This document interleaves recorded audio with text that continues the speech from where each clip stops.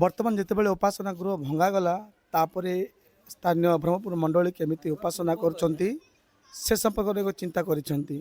तो निश्चित भाव आशा करुच्ची स्थानीय ब्रह्मपुर मंडली अस्थायी चर्च निर्माण करमिति अच्छी से संपर्क में आसतु आम देखापी जा स्थानीय मंडल अनेक विश्वासी बुद्धिजीवी मैंने अच्छा मुझे दर्शक मैं देखा चाहूँगी। बर्तमान देखते मुझे भर को जाए आसमें आसवे आसंत देखापी केमी से देखु बर्तमान यह नूतन चर्च गृहर परिवेश ये अनेक दिन है आरंभ कर दयाक समस्ते समस्ते आसुँच बर्तमान उपासना गृह आसुँच भी देखी आनंदित लगुच बहुत सुंदर भाव में प्लानिंग भाव आम देखुचु जहाँ प्रत्येक मंडल कर्मकर्ता मैंने विश्वास मैंने सब आसुँच निश्चित भाव यह अस्थायी टीण गृह चर्च गृह जमती उपासना करने निमंते मंडली चिंता करी ए समस्त कार्य कर जाऊँचे। बर्तमान देखते से अनेक उत्साहित अच्छा ये उपासना आरंभ होते बड़े गृहटी भंगागला बर्तमान उपासना आरंभ होती रही। बर्तमान अनेक बसी ग्राम मुखिया माने भद्र मंडली मैंने अच्छा ये उपासना हो तो निश्चित भाव में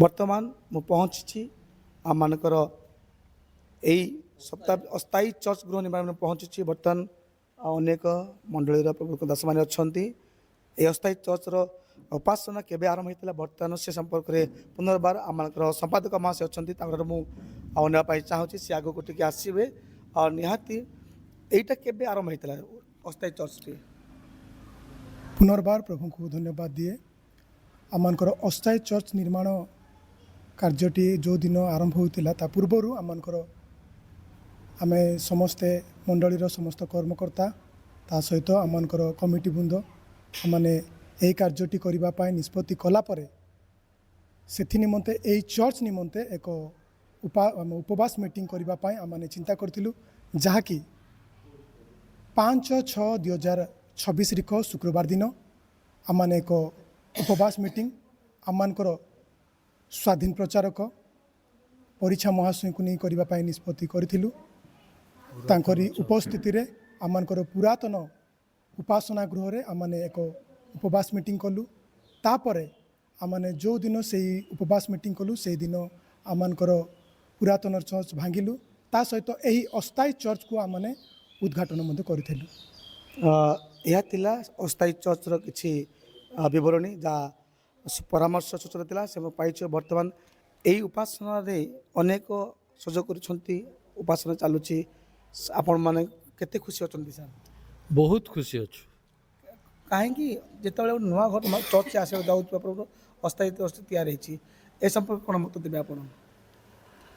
आमर योजना थिला से जो पुरातन चर्च रे आमर स्थान नियंट होथिबारु आमे ताको भांगिकी नूतन चर्च करने गोटे मनस्थ है प्रत्येक इच्छा करी अस्थायी चर्च प्रथम निर्माण कलापर या भांगा बोली योजना कराला ए अस्थायी चर्च मध्य निर्माण हो गला हुए तो ग्रामर अधिकांश लोक ये चर्चटा जाणी नु प्रभु कौन से मत कौड़ जोगे कि अस्थायी चर्चटा करदे तापर आम 5 तारीख दिन गोटे आम शुक्रवार मीटिंग करूँ जद्वारा कि जो मीटिंग रे उपवास मीटिंग करी परीक्षा को डकैलु एवं आम समस्ते गाँववासी रहीकि से प्रार्थना करू करू सेटारे गोटे स्थिर है कमिटी स्थिर कले जे उपवास मीटिंग पर से दिन एका आमर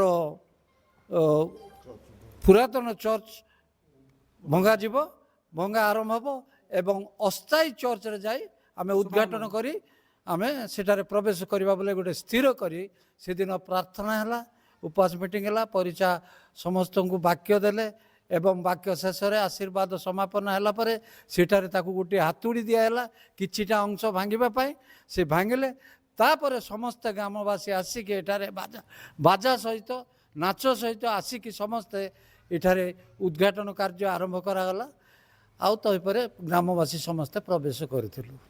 ଧନ୍ୟବାଦ। ଏହା ଥିଲା ଅସ୍ଥାୟୀ ଚର୍ଚ୍ଚର କିଛି ସୂଚନା। ଆଉ ଅନେକ ଉତ୍ସାହିତ ଅଛନ୍ତି, ସମସ୍ତଙ୍କର ମୁଖ କହୁଛି ମୋତେ ଆନନ୍ଦ ଲାଗୁଛି। ପ୍ରେଜ୍ ଦ ଲର୍ଡ।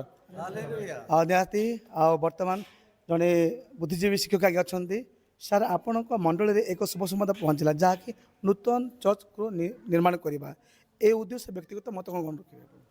ପ୍ରଭୁଙ୍କୁ ଧନ୍ୟବାଦ ଦିଏ ଯେ ଆମ ଗ୍ରାମରେ ଦୀର୍ଘ ବର୍ଷ ପୁରାତନ ଚର୍ଚ୍ଚ ଆମର ଥିଲା, ଯାହା ଅତି ଷ୍ଟ୍ରଙ୍ଗ ଥିଲା, ଉତ୍ତମ ଥିଲା। କିନ୍ତୁ ଗ୍ରାମର ଜନବସତି ବଢ଼ିବାରୁ, ଜନସଂଖ୍ୟା ବଢ଼ିବାରୁ ସଂଖ୍ୟା ତୁଳନାରେ ଆମର ଉପାସନା ଗୃହ ଟିକେ କ୍ଷୁଦ୍ର ହୋଇଯାଉଥିଲା, ଯଦ୍ୱାରା ଆମ ମଣ୍ଡଳୀର ନିଷ୍ପତ୍ତି କ୍ରମେ, ଗାଁ ଲୋକଙ୍କର ନିଷ୍ପତ୍ତି କ୍ରମେ ଏକ ଅସ୍ଥାୟୀ ଚର୍ଚ୍ଚ କରାଗଲା ଏବଂ ଉପବାସ ପ୍ରାର୍ଥନା ମିଟିଂ ସହିତ ପରିଛା ବାବୁଙ୍କ ଉପସ୍ଥିତିରେ ଆମେ ସମସ୍ତେ ଏ ଅସ୍ଥାୟୀ ଚର୍ଚ୍ଚକୁ ପୁନର୍ବାର ଆମେ ପୁରାତନ ଚର୍ଚ୍ଚକୁ ଭାଙ୍ଗିଦେଲୁ ଏବଂ ଅସ୍ଥାୟୀ ଚର୍ଚ୍ଚରେ ଦୀର୍ଘ 2 ସପ୍ତାହରୁ 3 ସପ୍ତାହ ହେବ ଆମେ ଉପାସନା କାର୍ଯ୍ୟ କରିଅଛୁ।